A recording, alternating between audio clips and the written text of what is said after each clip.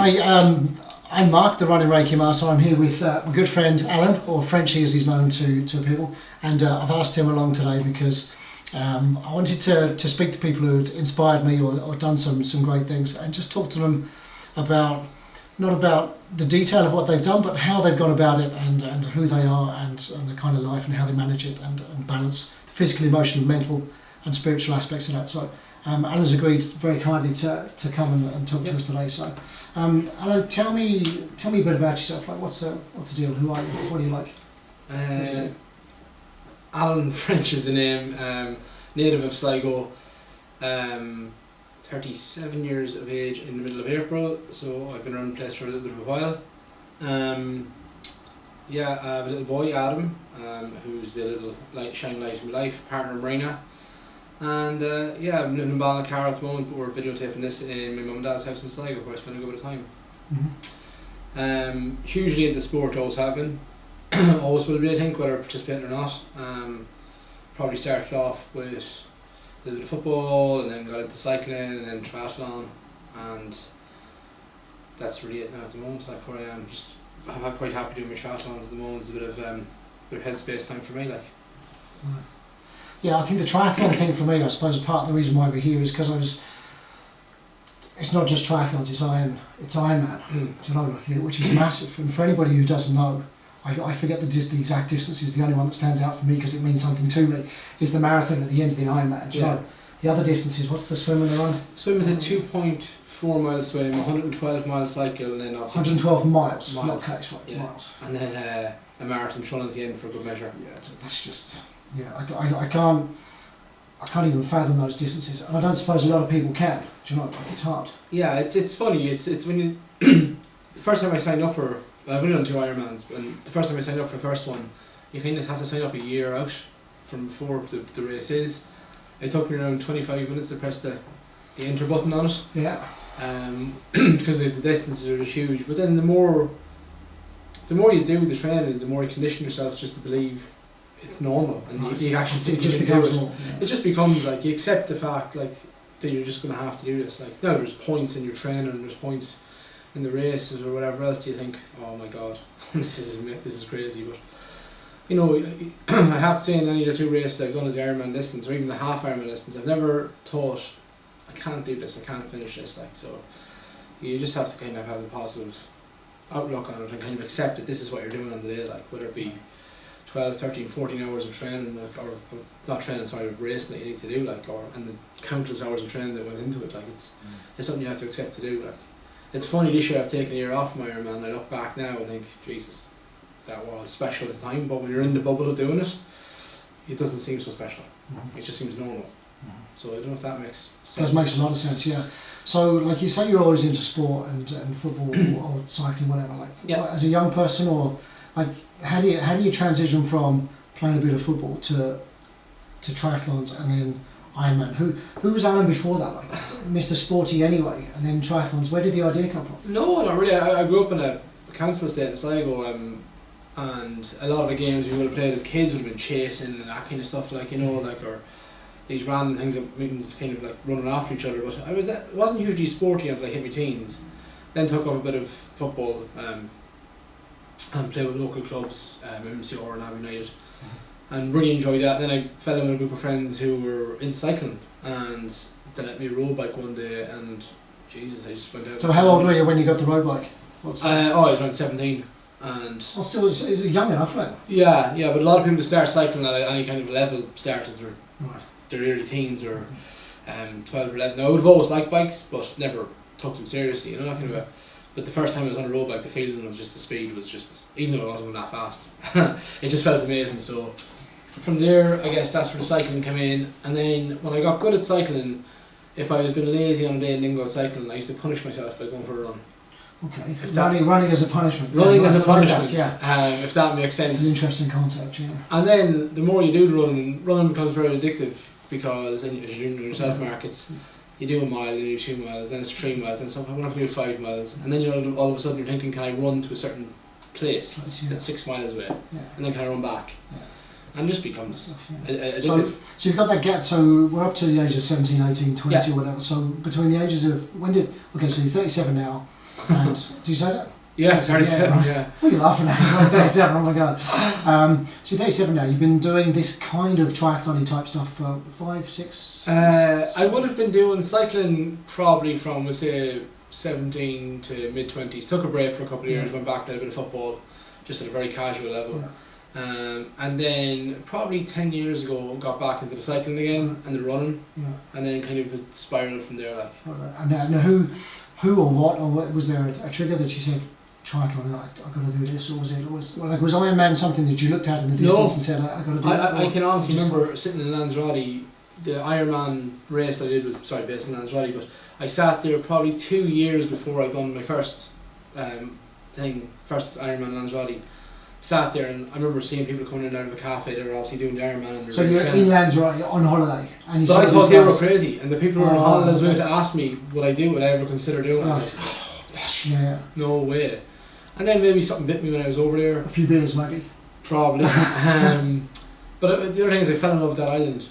It's not a holiday resort for me. It's you mentioned spiritual and some of the things we talked about, and I just think when you go there, for me personally, it's a very spiritual place. I feel like I'm at home as soon as I get there. When I'm leaving, I'm actually sad to leave, but I also want to go back. Like.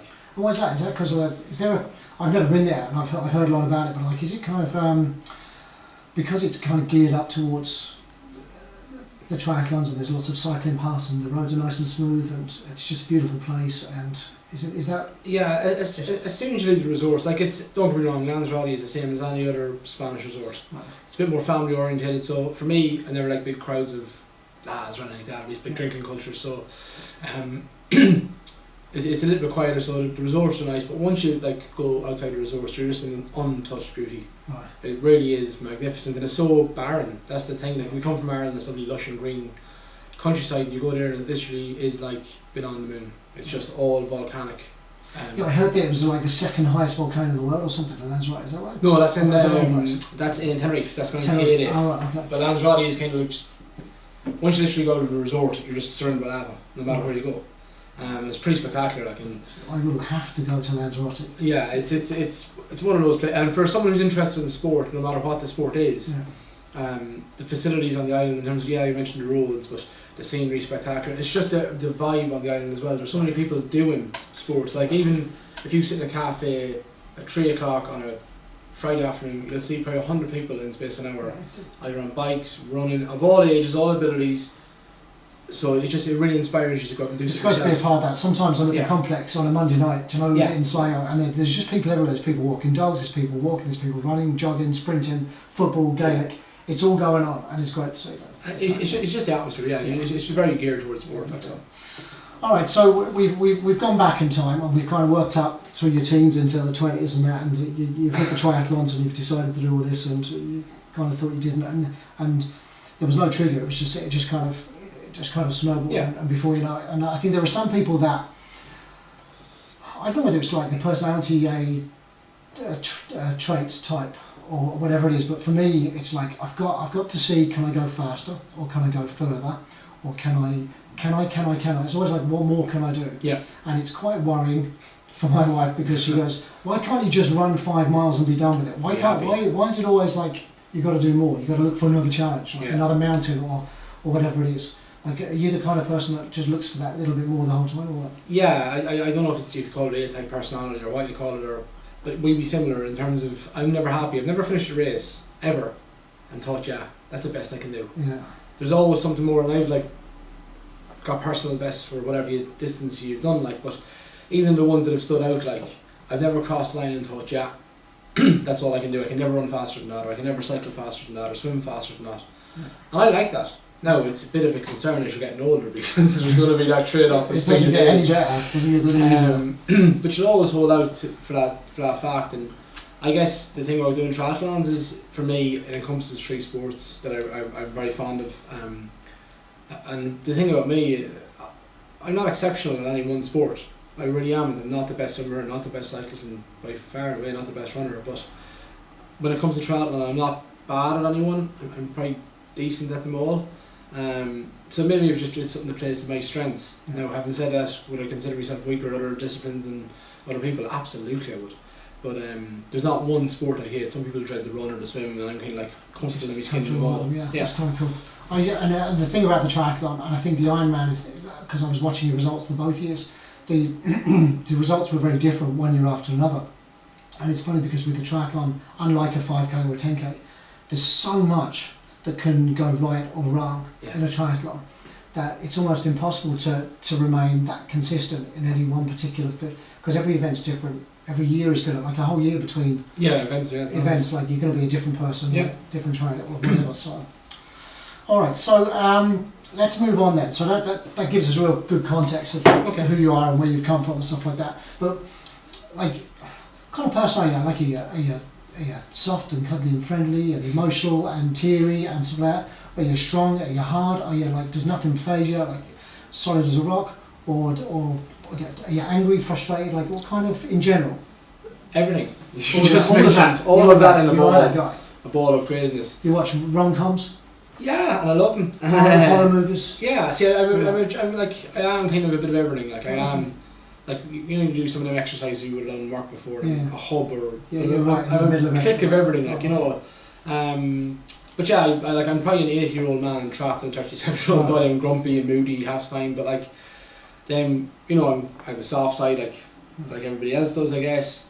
Love me rom-coms, love me horrors, love me action. You know, so there's a bit of everything to me. I'm not one of Van. The one thing I would say is I do feed off, like sometimes you have a bit of anger, and I think it's good. I think it's good to be angry about things. Yeah, like you asked me about, you know, what makes me tick, and there's 4 little things I've always kind of, well, the last probably 15 years when I've been more mature enough to understand where I was coming from. But there's 4 areas I always try to work on in my life, and it's a bit of pride, passion, belief, and effort. And everything I do, I try to incorporate that in there. Like if you don't have pride in what you're doing, or whatever, like we go from your appearance to how you approach a task, you know, you have to have a bit of pride in what you're doing. Belief in yourself, I think, is crucial. I go running with so many people who kind of put themselves down and talk themselves down the whole time, and maybe that's a bit of an Irish trait or whatever else, but you got to believe that you can do it, because it helps. It brings you on so much more. Passion. If you're not passionate about it, there's no point in doing it. Simple as. And then the effort. If the effort's not been put in the start, you're gone. Like, you know. So I'm just going to write that down because that's cool. Yeah. I never heard you talk about that. Pride, passion, belief, effort. Belief and effort.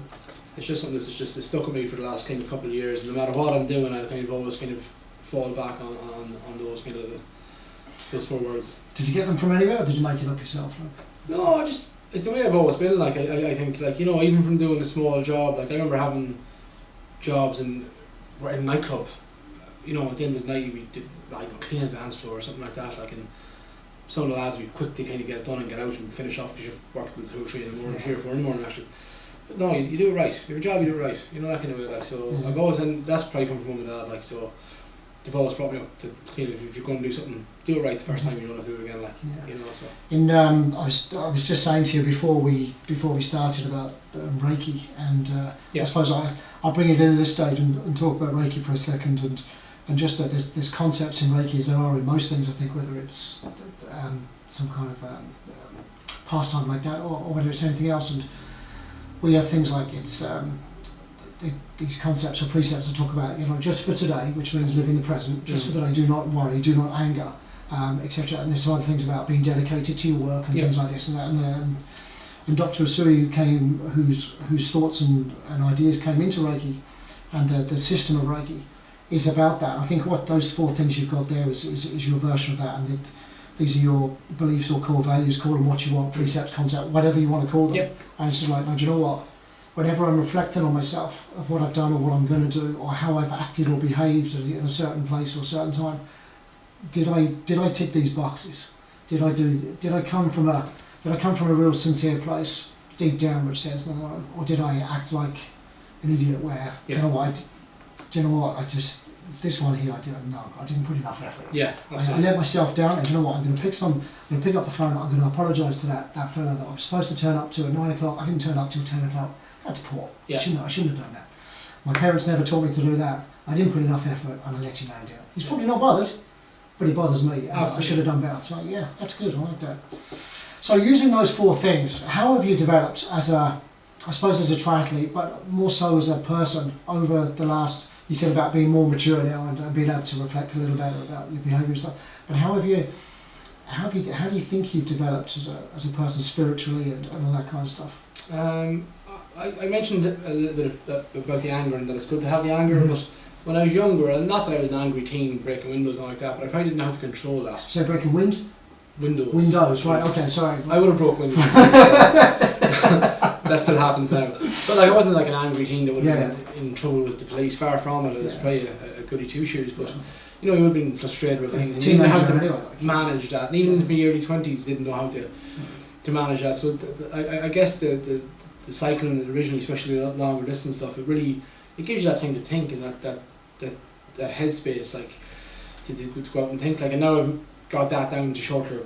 Doesn't have to be 4 or 5 hours. Like, but if I ever feel under pressure, or whether it be at work or family life or whatever it is, there's no greater cure for me than just putting on the runners and going out for a quick half hour or an hour. Anger's a funny thing, because it's, you know, I've done some work with anger, and it's anger is based on your reaction or your thoughts about a situation. And for someone could walk in here now and do something, and it could make me angry, but you wouldn't be angry. Yes, and vice versa. So it's all about, you know, our perception of. Well, and that goes back to your beliefs. You know, like, is this something? When my parents brought me up, did they teach me that, you know, I should wash up a cup? If you offered me a cup of tea now and I didn't wash it up, you'd be like, really? But that might be normal to me. Yeah, it wouldn't wind me up. So I think, you know, anger, going out for a bike ride is fine. It's a little bit of a sticky plaster in terms of just burying it until next time. Did you ever really kind of look at what makes you angry, and if that happens again, what am I going to do next time? Am I just going to get on the bike again, which is great and fine, and exercises, we all know exercise is great for releasing stress and stuff like that, but like, if we never treat the symptom of the anger or the reason we got angry in the first place, how do you ever look at that at all? Yeah, I think it's, and originally you hit the nail on the head. It is a sticky plaster. It's kind of like, this will make me feel better, go and do it. But I think when I go for a run now, if there's a situation that's bothering me, it gives me time to reflect on it. And then if it's with an individual person or whatever the situation is, and this is probably a bit of maturity comes back in, you're able to go back and discuss that a little bit more rationally.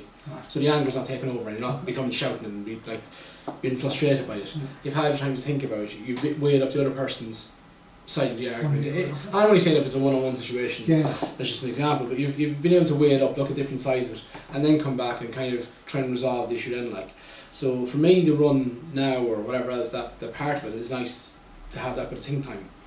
That's really interesting, because it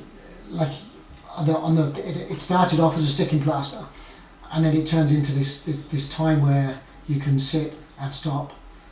I don't mean stop as in run, but just stop what's going on for you in your life. Go off on your own and work through it, and then come back and make a rational, detached, unemotional kind of decision based on the facts, hopefully. Absolutely, yeah. And yes, as you say, it's times where you can put your hand up and say, you know, I was wrong. And sincerely meaning, not to say it like I'm sure we've all had arguments with people and go, I was wrong, whatever. It's over now.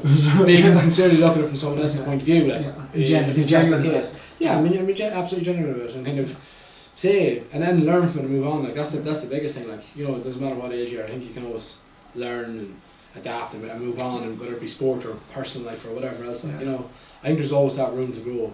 And people who say there isn't or whatever else, I don't know what they do, because I've learned from stuff in my life that it's just, there is times you can kind of be so absorbed in yourself that you don't see what's going on around you, and you just need that few minutes. Just, it doesn't have to be a run, it can be 5 minutes by yourself, just to have do you remember Jerry Duffy? Jerry Duffy, the ultra. The ultra runner of ultra everything. The legend that is Jerry Duffy, wasn't he? What did he talk about in his book there? Something about stop time or me time or something. Think time. That's what it was. Yeah.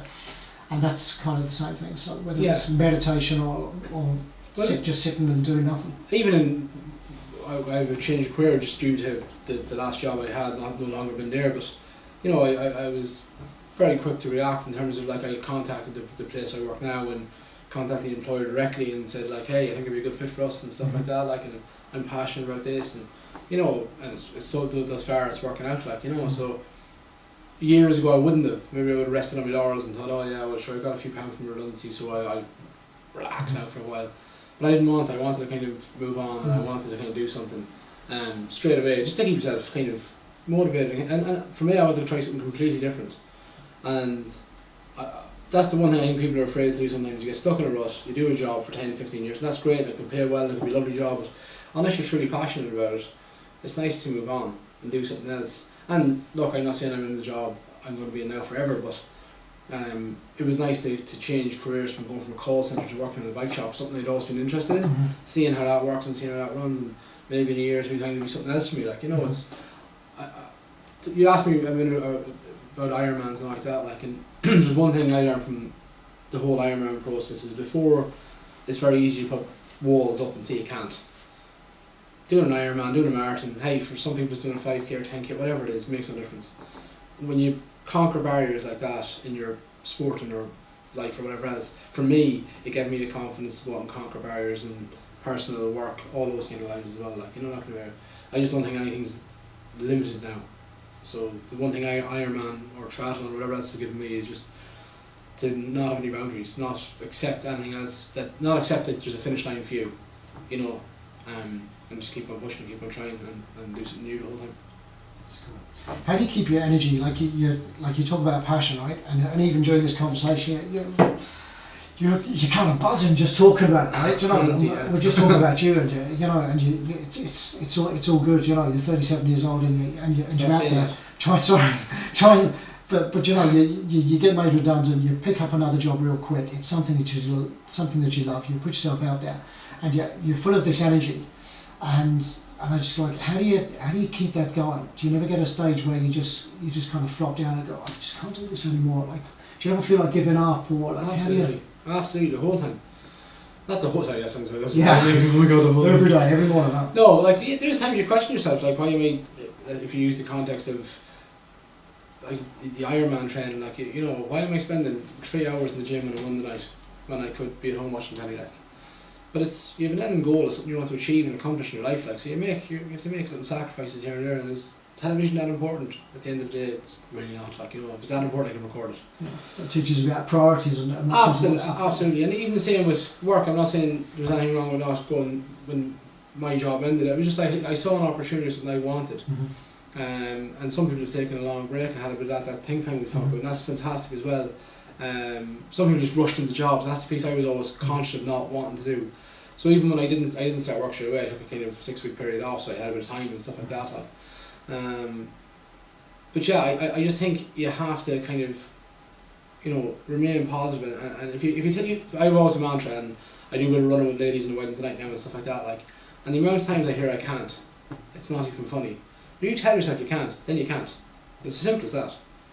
Like, you know, you look at anybody in the world, or the one person I look at is someone like Roger Bannister, who broke the 4-minute mile. Like, and the reason I look at him is like, he was told he couldn't do it 1,000,001 times, but he never told himself he couldn't, and he broke it.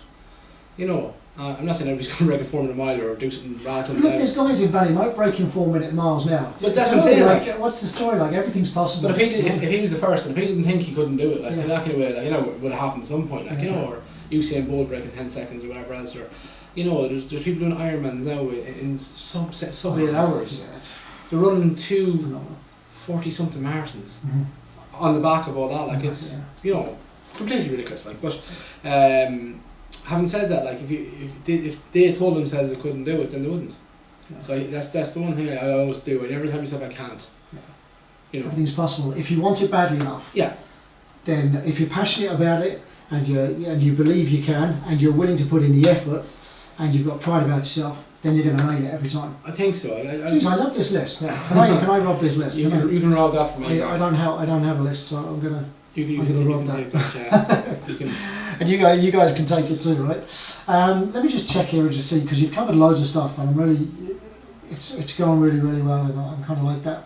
And you've talked about lots of different things, so I'm kind of going to jump around a little bit here. Yeah. Okay. We've covered, like, the physical aspect. I think is fairly obvious in terms of keeping yourself fit and all that kind of stuff. I suppose we could come back and talk about nutrition and stuff like that in a second. Not for training, but just life in general. The mental side, you know, we talked about anger. We covered some of that kind of stuff off. The emotional side, we kind of covered as well. And then spiritual, you talked about Lanzarote and what that means for you. But I think if I was to go back through those 4 again, just very quickly, the physical side, I suppose, physical is is the absence of disease, is the absence of disease. You know, the you know, how well we are, and if we're this well, can we get weller? Not weller. Can we be even weller? You know what I'm trying to say? Do you know? Yeah, So, you know, everybody goes to the doctor when they're sick, but whoever went to the doctor and said, "Come here, I'm not sick, right? But I want to be better. Yeah. I want to be so much more efficient than I am now. Tell me how I can do that." The doctor would think you're crazy, right? So how do you, like, physically, like, how do you, like, injuries or nutrition or what it is? How do you keep yourself bubbling the whole time? The main thing for me is on the physical aspect, and I think it's what most people neglect a lot, and I probably would have done it myself when you're younger, so that happens, but it's the sleep aspect. Like, I think if you can get a number of hours to sleep every night, and it's not easy with young kids or whatever else, absolutely, in people's lives, and there's things going on the whole time, but if you can get a regular 8 hours sleep, it's just going to make you physically stronger, healthier, your mental well-being. Sleep is a key factor for me. Like, you know, the professional athletes would train for maybe 25 hours a week for Ironman or something like that, or 30 hours a week, which is massive. But the one thing you read in all their blogs is sleep, sleep, sleep, sleep, sleep. When they get an opportunity to do with sleep, helps the body rest, helps the mind rest. You know, from a spiritual aspect, everything. Like, it's just, it gives you a chance to regenerate. And you know, I'd be a good sleeper. So, yeah, tick. Sleep. I like me 8 hours a day, 8 hours a evening. Now that doesn't always happen, but it's the average. Like, you know, that thing about. So I was listening to someone once talking about, you know, it's kind of like they call it kind of life coach thing, you know, where you have all these categories and you score yourself out of 10 on how you perform it. So, you know, it might be nutrition or sleep, or, you know, all these categories. And so if you score yourself a 5 out of 10 for something, you go, okay, well, I need to deal with that. Why did I score myself 5 out of 10? Well, because I stay up until 1 o'clock in the morning playing the Xbox or something. Then you go, well, okay, well, the Xbox has to maybe go to bed at 12 and get an extra hour. So there's all that kind of stuff. All right, so that's the physical. Do you get injured much, or like, is that a problem, or is it not too bad? No, I've been quite lucky, touch wood. I haven't said that, I've a few niggling injuries at the moment, but nothing that I can't run with or cycle. And you're one of those triathletes, or one of those guys that goes, no, I don't have any injuries, but I have niggles. Like, a niggle's like a different category to injuries. Yeah, if I can, like, and for me, an injury would stop me from doing something. Right. So I wouldn't be able to go for a run, or I wouldn't be able to go swimming or cycling. So at the moment, I'm in a touch of sciatica that won't shift for me, but I'm still able to do all 3 sports in it. And you're going to have aches and pains, but like, look, you got to battle through it. Like, if every time you were it's like, look, when you do any kind of distance-based event, it's like the weather in Ireland. If every time you didn't go running in Ireland when it was raining, then every time you were sore, if you didn't go running or cycling or swimming or whatever else. Yeah. Or whatever. But it's hard, because the advice is if you got some kind of a pain or something, like, ease off, don't do it. Yeah, you got to listen to your body though. I think that's the key thing. It's not going out when you've torn a calf muscle. Yeah. You know, or something like that. Like, it's if you're sore from doing a long run the night before, well, then don't go and do another long run. But if you want to go out and maybe do something shorter, just to recover a little bit. Like, you know, you can incorporate recovery into your disciplines, into your sports. Like, so if there's ever a hard session like running wise, maybe the next day is swimming. Right. Something easy. That makes sense. Okay, how are we doing for time? Okay, I think we should probably wrap it up. Let's just cover just a couple of things. Just in terms of life in general, right? And I wrote some things down here, like, you know, time pressures, financial pressures, you know, family commitments. These are all things that we all have to manage, right? And in order to thrive, instead of just survive, I think a lot of people just kind of go day to day. They're like, oh, can I get through today? What time is it? Is it 5 o'clock? Can I go home yet? You know, instead of having that mindset, how do you cope with all that stuff? Because I'm sure you've had your fair share, as we all have, of stuff going on for us. You know, you lost your job recently. You know, how do you? Yeah, like, what's the story? Look, it's not a magical pill you take. Look, you go through your ups and downs in life. Everybody does. It's kind of, I guess it's just that not giving up bit. Like, it's very easy to give up. Like, that's the one thing. Like, we start all this talking about Ironmans and whatever else, and I know you've done Dublin marathons and whatever else, but I'd love to see the percentage of people who try things and just give up. Like, you know, and have I given up before? Of course I have. Everybody has at some point. They're throwing their hands up in the air and say, I can't do it. But what I've learned more often than not is to not give up. Is it going to stress you? Yeah, you're going to have those stresses, and whether it be financial or time or whatever else. Like, and the one for me is time is a big stress for me, because you're trying to fit everything in, like, sometimes. But you just kind of got to reflect on why you're doing it and who you're doing it for. Like, And for me, it always boils down to the little fella, my son Adam. It's like, you know, I want to be a role model for him, like, when he gets older, not so he can say his daddy was Ironmans and stuff like that, like, which would be cool, like, by the way. But it's more the fact that he can say, like, you know, like, he sees his daddy being disciplined and going for a run, like, and or going for a cycle or whatever. Taking care of himself. Yeah, and like, you know, I don't want Adam to be sat in front of an Xbox for 20 hours a day when he's older. I'm sure it'll happen at some point because teenagers get this kind of stuff, like. But you know, you want to see him, like, can maybe get out cycling, whatever he does. Like, look, I wouldn't force anyone. You want to do for him what your parents did for you. Just set him up right. Absolutely, give him the opportunities to do things, and I think it's different from, like, when I was growing up. It was a completely different world. Like, there's loads of people out cycling around now. Like, I remember when I started cycling probably 20 years ago, I could name all the cyclists since I go on two hands. And now everybody's got a bike. And it's great to see, and it's fantastic. Like, and even bringing Adam to a little race a few weeks ago, just let him see what it's about and get the atmosphere and stuff like that. And whether he ever does it or not, that's completely up to him. Like, you know, maybe he'll take up Irish dance, and if that's his thing, happy days. But once he's happy and he gets, you know, he gets to be involved in something and stay physically healthy. I think your health is your wealth is a very cliched saying, but it really is, like, because when you're injured and you know this yourself, like, or you've got something wrong with you and you can't do something, that's worse than the time pressure or the financial pressure or everything else. Like, everything else you can cope and try and make work, like, you know. But when you physically can't do something, make sure the unpost thing is that when's that, on the 2nd of May or something? That weekend, the bank holiday weekend, isn't it? And will you be taking Adam on the Saturday? Is it a family thing? Is that a family cycle? I won't, because I'm just coming back from a holiday. From a holiday in Lanzarote. But yeah, like, I always bring Adam to the events when possible. Like, even if I'm not. He's only been to one of my races, actually, so he's only ever seen me kind of run once. But, like, I bring him to the streets to cycle 5k on and about, or if there's a bike race on, we'll just go and watch it, just so you can see different things happening, or a football match, or whatever the case may be. Like, you know, even when there's, like, the parades or arts festivals on, you know, you bring the kids to see that. Like, expose them to as much as you can. As much as you can. It doesn't matter if he's never interested in the things I'm necessarily interested in. But as you said, expose them to loads of different things that's going to stimulate them physically, but also maybe in a physical side as well, that you might want to get into things, like, from a sports point of view later on, or whatever the case may be, or an artistic point of view. But once he's mind and body stimulated, that's the most important thing for me. Alright. So what's the future for Alan like? You know, you just started this new job, right, in a bike shop. So it's really cool and it's exciting and it's new and all that kind of stuff. So you said that you're taking a year out from Ironmans and heavy duty training, so you're doing less training at the moment. Yeah. So, like, what's the plan? Just drift for the rest of the year and then see where it takes you? Or I wrote at the start of the year. Someone said this to me before, and I always thought it was a pile of crap, to be honest with you, but it makes sense now. And maybe it's the maturity thing, I don't know. But I wrote out a little chalkboard at home. So after the Ironmans last year, one of the things with long distance racing, for me anyway, I felt I lost a bit of speed, and that was okay, because you accept that's going to happen. But then you miss that. When you're 37. When you're 37. And after 2 Ironmans back to back, you kind of accept that's probably going to happen. Like, so this year I actually enjoyed, and to motivate myself, is the shorter distance events. So lots of running races, short distance triathlons. So I booked in a couple of events for years. So you'll see me at the Warrior to Sea, which is, it's not short distance, but it's a 6 kilometre swim from Ross Point Strand Hill. The Lisdale triathlon, a half Ironman booked in for the end of the year. And then loads of 10Ks and 5Ks and whatever bits of race I can 5Ks, park run? You can do park run? Saturday morning, 9:30 park run? Yeah, absolutely will. I have to get into that. I haven't registered yet, but I absolutely will.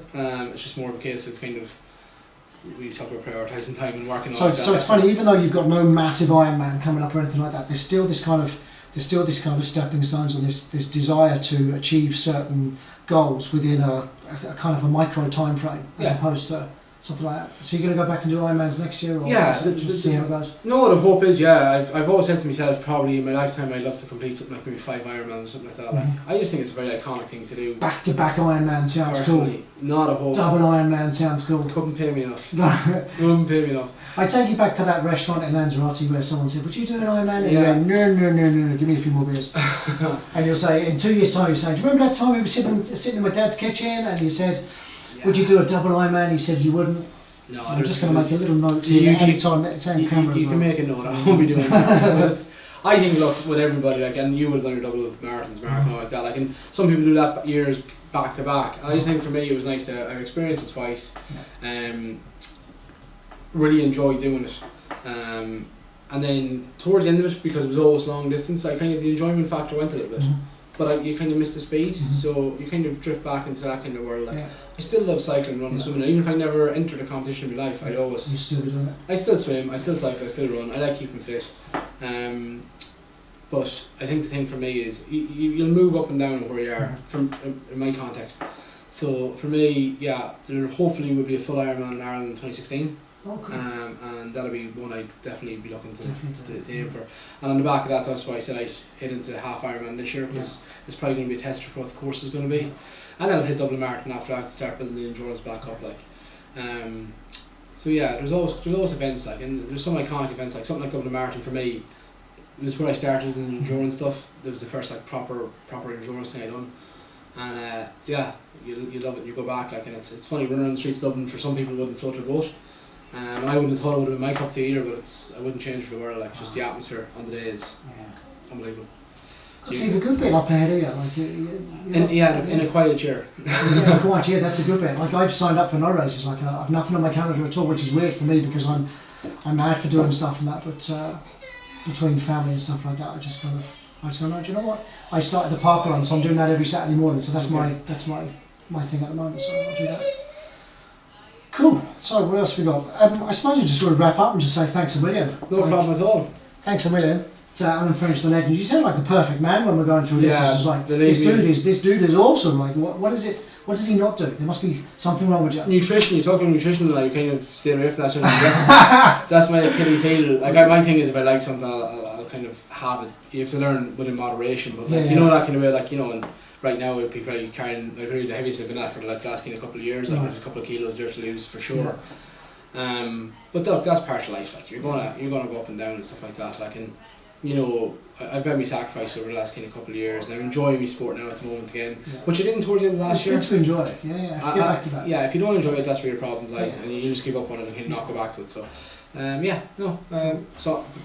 by no means a perfect man. Just trust me in that one. So 3 things I got out of this today, right? Yeah. Is that you're even cooler than I thought you were, right? And sleep is really, really important. And don't say you can't, because that's just daft. Just don't do that. You can't say can't. If you say you can't, you can't. And pride, passion, belief, and effort. Yeah. That is really, really good. I really love that. So thanks a million, Alan. You are a superstar. No problem. All the best in all your runs and all that stuff that you do. Thanks. And we'll have to catch up again. I really enjoyed this because, like, we've talked a million times and never really in that much depth. And I found out stuff today that I didn't know about you before. So that's really, really cool. So thanks a million. Best of luck with everything. Cool. Thank you. Thank you.